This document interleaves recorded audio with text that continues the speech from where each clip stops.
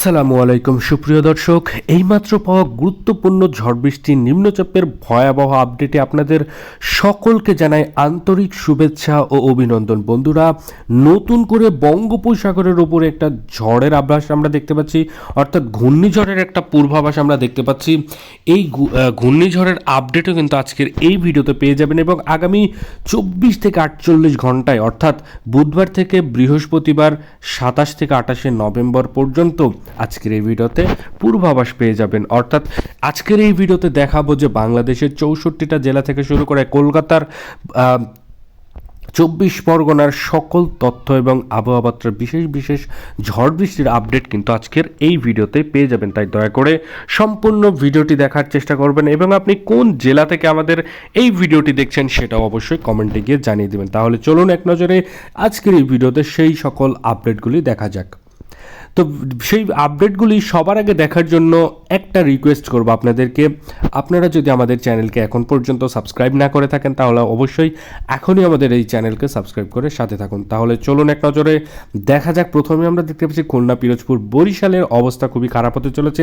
তার সাথে সাতক্ষীরা এবং সায়েমনগরের কিছু কিছু অঞ্চলগুলি অতিরিক্ত মাত্রায় বিক্ষিপ্ত পরিমাণের একটা মেঘের আচ্ছন্ন দেখতে পাচ্ছি। পুরো আকাশে মেঘ থাকবে, বৃষ্টিপাতের সম্ভাবনাও রয়েছে। তার সাথে কালকে নাগাদ অর্থাৎ কালকে যে কি অবস্থা হতে চলেছে, অর্থাৎ বুধবার বিকেল থেকে কিন্তু অতিরিক্ত মাত্রায় ভয়াবহ অবস্থা তো হতে চলেছে। মানে একটু পরেই সে আপডেটটি দিব, তার আগে আমরা একটু একটু করে মানে বুধবার সকাল থেকেই দেখব যে কোনো অঞ্চলে একটু একটু করেই মানে অতিরিক্ত মাত্রায় মানে বিক্ষিপ্ত পরিমাণে দানবীয় আকার ধারণ করবে মেঘ, তার সাথে বৃষ্টিপাতের সম্ভাবনা রয়েছে। যেমন আমরা খাগড়াছড়ি থেকে শুরু করে ফটিকছড়ি উপজেলা থেকে শুরু করে চট্টগ্রাম, মহেশখালী এবং টেকনাফের আশেপাশে কিন্তু হালকা থেকে মাঝারি ধরনের মেঘলাযুক্ত আকাশ দেখতে পাচ্ছি।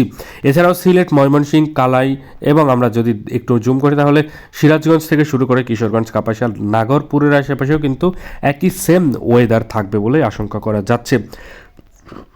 তাছাড়াও আমরা এবার যদি যাই যে 12টা নাগাদ, অর্থাৎ 12টা নাগাদ আমরা দেখতে পাচ্ছি খুলনা থেকে শুরু করে বরিশাল, কুমিল্লা, ঢাকা, মেহেরপুর, রাজশাহী, মালদা, কালাই, রংপুর এবং ময়মনসিংহের আশেপাশেও কিন্তু অতিরিক্ত মাত্রায় বিক্ষিপ্ত পরিমাণের একটা বৃষ্টিপাতের সম্ভাবনা রয়েছে। তার সাথে একটু মেঘলা মেঘলা আকাশ থাকবে এবং ঝড়েরও আভাস রয়েছে বলে আশঙ্কা করা যাচ্ছে। অর্থাৎ বঙ্গোপসাগরের ওপরের যে ঝড় আছে সেটা ঘূর্ণিঝড় আছে সেটার একটা মানে বিশেষ যে হচ্ছে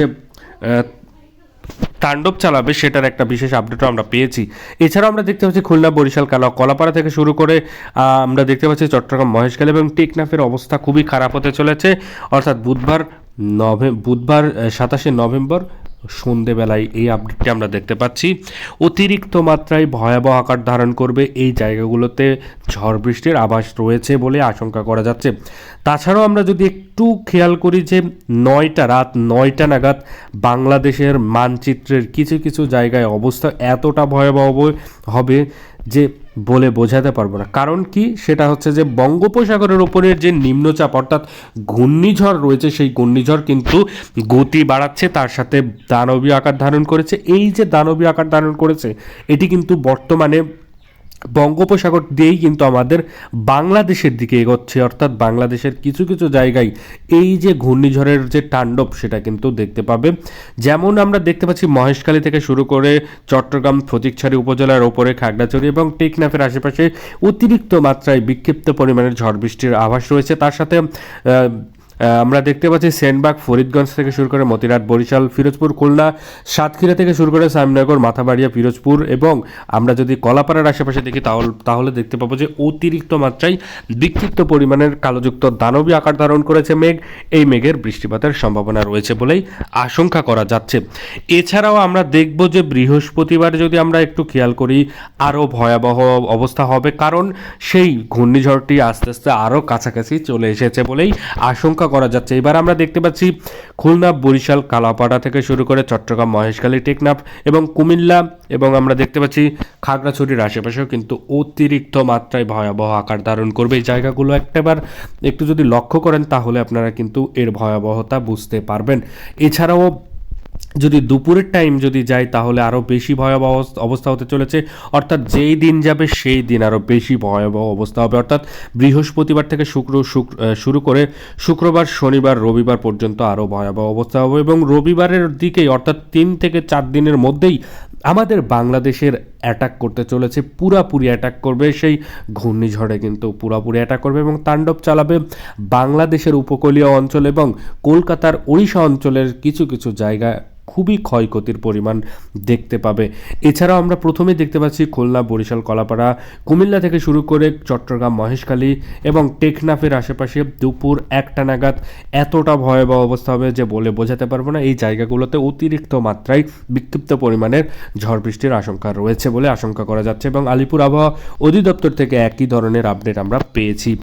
এছাড়াও আমরা দেখতে পাবো যে আমরা সন্ধেবেলায় যদি একটু খেয়াল করি তাহলে আরও অবস্থা খারাপ হতে চলেছে। আমরা দেখতে পাচ্ছি খুলনা, বরিশাল, পিরোজপুর, মাথাভাড়া, সাইমনগর, সাতক্ষীরা থেকে শুরু করে আমরা দেখতে পাচ্ছি মতিরহাট, লালমোহন থেকে শুরু করে কলাপাড়ার আশেপাশেও কিন্তু সেম ওয়েদার থাকবে, অর্থাৎ অতিরিক্ত মাত্রায় দানবীয় আকার ধারণ করবে মেঘের কিন্তু আনাগোনা সৃষ্টি হবে পুরো আকাশে এবং বিক্ষিপ্ত পরিমাণের বৃষ্টিপাতের একটা আভাস আমরা দেখতে পাচ্ছি, তার সাথে ঝড় বৃষ্টি তো আছেই।